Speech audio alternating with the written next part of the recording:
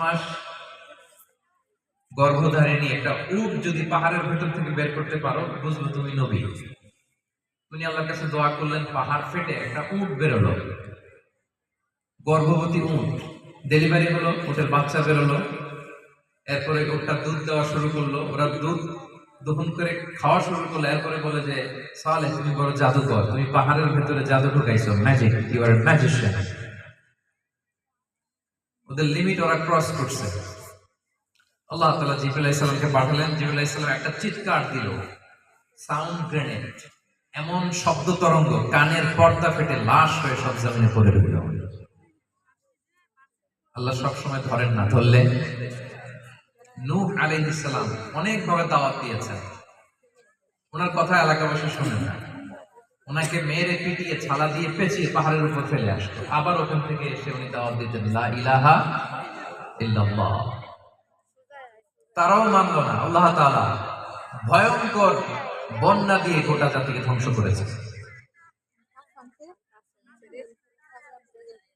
আদ জাতির কাছে আল্লাহ তাআলা আল্লাহ নবী হুদ আলাইহিস সালামকে প্রেরণ করেছেন, উনিও দাওয়াত দিয়েছেন, তারা মানল না।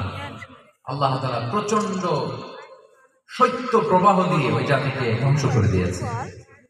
এভাবে যুগে যুগে আমাদের চারিপাশেই এগুলো আছে না নাই বলেন? আছে। লা ইন শাকারতুম লা আযীদান্নাকুম ওয়া লা ইন কাফারতুম ইন্না আযাবি লাশাদীদ। শুকরিয়া করলে বাড়াই দেব, নাশুকরি করলে শাস্তি দেব। এবার বলেন, আল্লাহর নিয়ামত চাই না আল্লাহর পক্ষ থেকে শাস্তি চাই? আল্লাহর নিয়ামত যদি আমরা বেশি বেশি পেতে চাই, আল্লাহর প্রশংসাও করব আমরা বেশি বেশি। বলেন, আল্লাহর প্রশংসা কম কম না বেশি বেশি? আল্লাহ রাসূল সাল্লাল্লাহু আলাইহি ওয়া আলিহি ওয়াসাল্লাম মসজিদে নববীতে নামাজ পড়াচ্ছেন, রুকুতে গেলেন, আল্লাহু আকবার বলে রুকু শেষ করে দাঁড়িয়ে বললেন, সামি আল্লাহু লিমান হামিদা। পেছনে সব সাহাবারা বলল, রব্বানা ওয়া লাকাল হামদ। কিন্তু এক সাহাবী বাড়িয়ে বলল, হামদান কাসীরান তাইয়িবান মুবারাকান ফি। চারটা শব্দ বলেন আমার সাথে সাথে, হামদান কাসীরান তাইয়িবান মুবারাকান ফি। কয় শব্দ? এই চার শব্দ আল্লাহ রাসূল সাল্লাল্লাহু আলাইহি ওয়াসাল্লাম পড়তে বলেন নাই, ওই সাহাবী নিজ থেকেই পড়েছেন। তো নামাজ শেষে রাসূল সাল্লাল্লাহু আলাইহি ওয়াসাল্লাম বললেন, তোমাদের মধ্যে কে এমন ব্যক্তি যে অতিরিক্ত তাসবিহ করেছো, রব্বানা ওয়া লাকাল হামদ করে নিজে নিজে বানায় পড়ছো, হামদান কাসীরান তাইয়িবান মুবারাকান ফি? কে? এক সাহাবী দাঁড়ালেন। আল্লাহ রাসূল সাল্লাল্লাহু আলাইহি ওয়াসাল্লাম বলেন, আমি তো শিখাই নাই, তুমি কই পাইলা?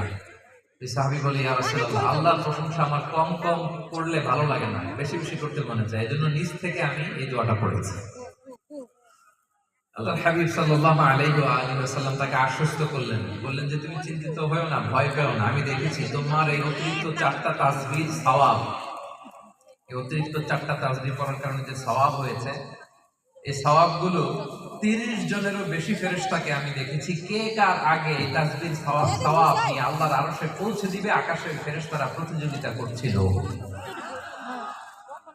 তাহলে বলেন, আল্লাহর প্রশংসা কম কম না বেশি বেশি? লা ইন শাকারতুম লা আযীদান্নাকুম। শুকরিয়া করলে আল্লাহ নিয়ামত বাড়ায় দেয়। আমরা শুকরিয়া করার কোনো ইনস্ট্রুমেন্টই খুঁজে পাই না। কত নিয়ামত যে আল্লাহ তাআলা আমাদের দিয়েছেন। সারা বছর ধরে এই যে আমরা সুস্থ থাকি, আল্লাহ শুকরিয়া আদায় করি না। আপনি অসুস্থদের কাছে যান, তখন বুঝবেন সুস্থ থাকার এটা কত বড় নিয়ামত, কত বড় ব্লেসিং। যার চাকরি নাই, আপনি তো মাস শেষে টাকা পাঠান দেশে নাকি? আপনারা টাকা পাঠান না দেশে? আপনার যে বন্ধুটার চাকরিও হয় নাই, বিদেশে আসার নসিবও হয় নাই, ওর দিকে একটু তাকান, তখন বুঝবেন যে কি নিয়ামতের সাগরে আমরা ভেসে বেড়াই। আমাদের বেঁচে থাকাটাই অনেক বড় নিয়ামত। বেঁচে থাকাটাই কি নিয়ামত।